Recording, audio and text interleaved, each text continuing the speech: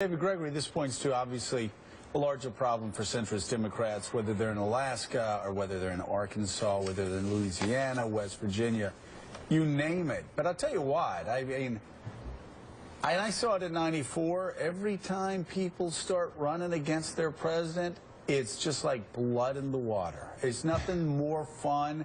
And I ran against a guy running against Bill Clinton at the time. And it's a lose-lose proposition for him, isn't it? You know, you can run, but you can't hide in a lot of cases. Yeah. Look at Mary Landrieu. She voted for health care, and now she's out there, you know, beating the drum saying, no, I want to rewrite this law. I want to work on it. She still voted for it. She's still going to be seen as a loyal Democrat to her president and to his agenda. So you're right. I think it's very difficult to run away. I think an Alaska Democrat who's going to run on energy issues has a little bit more room. And he'll try to do that. But I think it's very difficult for all of these folks.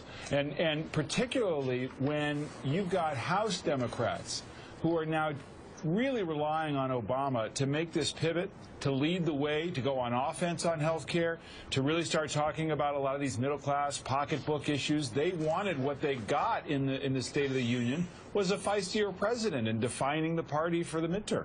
Yeah. By the way, Willie, Mary Landrieu, just so we know how this ends up, she always wins by 11.5 votes. Like she always, Republicans. Yeah, but you know what, Joe? They always think they're going to beat Mary, and she wins by like 11.5 votes. And you're like, how did she do that? This is here's why this is so much tougher for her this time than ever before. You had the sort of the whole bunch of Democrats essentially that left the state after Katrina, okay, and while some of them, there was a concerted effort in her first election.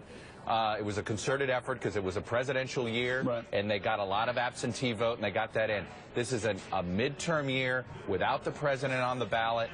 I have to say, I don't know if the numbers work for her anymore, work for any Democrat anymore. This is a unique, she has not had to run with this few of registered Democrats before in this state in a non-presidential year. It's going to be really tough for her.